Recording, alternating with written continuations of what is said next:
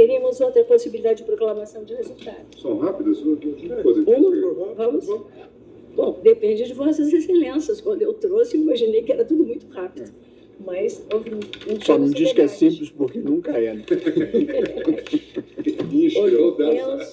Intenso debate. Não tem outra, mas essa aqui tem...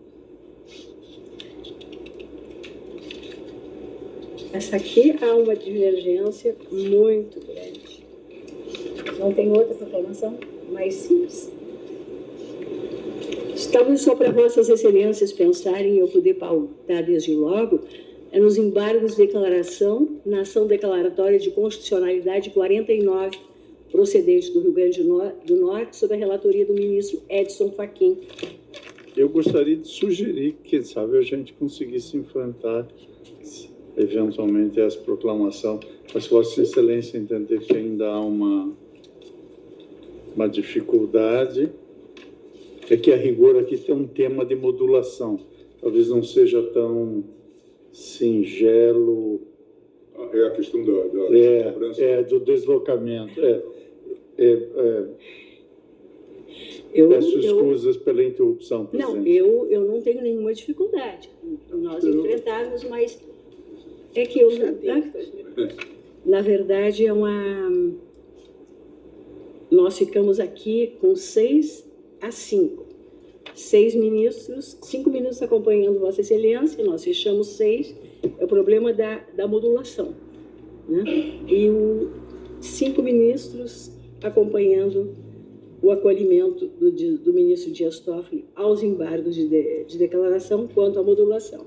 Então, o que nós concluímos aqui é que existe maioria, existe unanimidade no sentido da modulação, o que talvez seja simples no sentido da prevalência. O voto médio é do ministro Edson Fachin. Isso também me parecia. Mas como é modulação, precisaria de 8 votos aqui, né? Não, mas tem 8 votos, é questão de saber. Mas é aquela questão mesmo. Todos modulam. Todos modulam. Sim. A necessidade dos 8 é para modularmos, e aqui todos modulam. Do meu ponto de vista, prevaleceria a modulação que tem a maioria. E as 6 votando numa linha. Como eu voto junto com o ministro Luiz Edson Fachin, talvez quem tenha que se pronunciar é quem fica no 5. Né? Bom, vamos... Seria isso. Então, posso fazer a leitura. Os 6 primeiros, capitaneados pelo relator, o ministro Edson Fachin, ou seja, a ministra Carmen Lúcia, ministro Ricardo Lewandowski, ministro Luiz Roberto, ministro Gilmar Mendes e eu, julgamos procedentes os embargos para modular os efeitos da decisão, a fim de que tenha eficácia pró-futuro a partir do exercício financeiro de 2024, ressalvados os processos administrativos e judiciais pendentes de conclusão até a data de publicação da ata de julgamento da decisão de mérito. Exaurido o prazo sem que os estados disciplinem a transferência de créditos do ICMS entre estabelecimentos de mesmo titular, fica reconhecido o direito dos sujeitos passivos de transferirem tais créditos. Então, embargos conhecidos e parcialmente providos para a declaração de inconstitucionalidade parcial sem redução do texto do artigo 11, parágrafo 3º, 2 da Lei Complementar 87 de 1996, excluindo de seu âmbito de incidência apenas a hipótese de cobrança do ICMS sobre as transferências de mercadorias entre estabelecimentos do mesmo titular. Essa, do meu ponto de vista, seria a proclamação do resultado.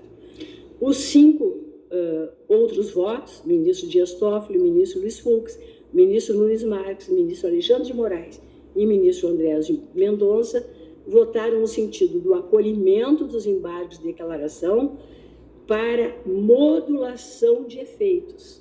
Ou seja, concordam com a modulação, mas em que termos?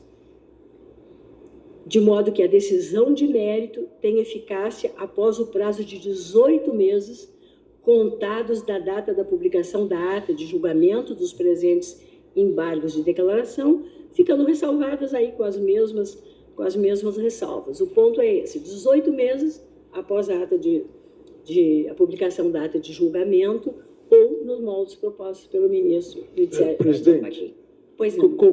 permite? Claro, sim. Acho que realmente não há nenhuma dúvida. Todos modularam 9 votos, ministro Alexandre, pela modulação. pela modulação.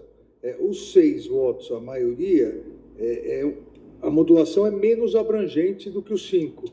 E houve maioria por modular Exato. para o próximo exercício. E os 5 pegam o próximo exercício e mais um pouquinho. Então, a proposta do ministro Fachin obteve os 9 votos. E a rigor, se Vossa Excelência me permite, da minha presidência, a proposta que eu formulei está contida na proposta mais abrangente. Portanto, Exato. quem vota pela proposta mais abrangente não deixa de concordar com a proposta que eu fiz. Portanto, de certo modo, há uma unanimidade quanto ao próximo exercício financeiro.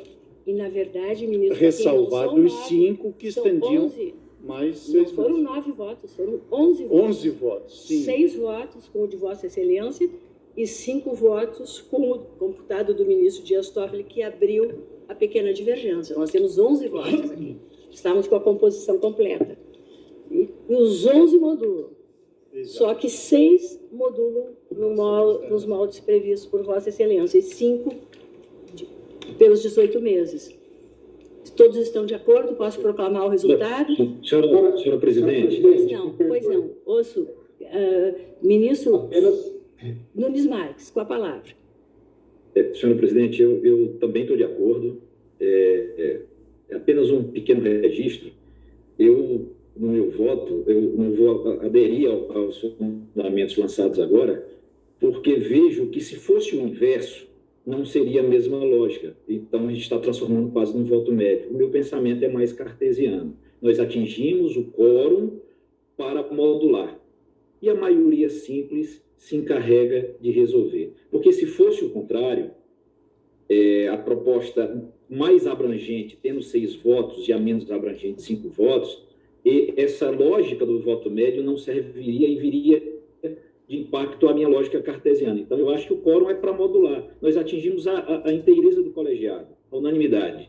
E a maioria de 6 transforma o resultado em vencedor. Então, é só esse registro que eu faço. Mas, com o resultado, estou de acordo. Ministro Nunes Marques.